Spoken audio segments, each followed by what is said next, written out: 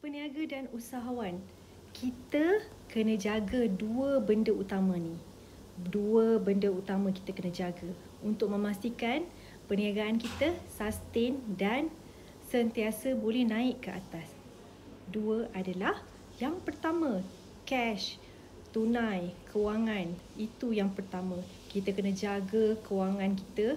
Kita kena pastikan perniagaan kita ada untung dan kita ada cash. Okay? Kita ada duit untuk meneruskan lagi perniagaan kita.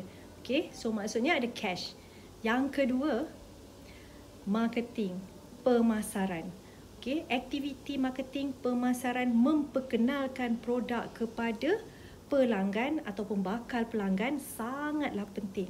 Macam saya, kami melakukan promosi, okay, memperkenalkan produk secara berbayar 365 hari.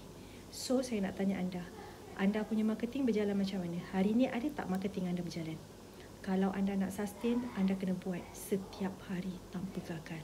Itu dua adalah jantung perniagaan yang paling penting. Okay? So dah dapat tips untuk perniagaan anda? Okay. Ringan-ringankan tangan untuk klik 5 butang ini. Okay. Kalau rasa bermanfaat, boleh repost, share dengan orang lain. Okay.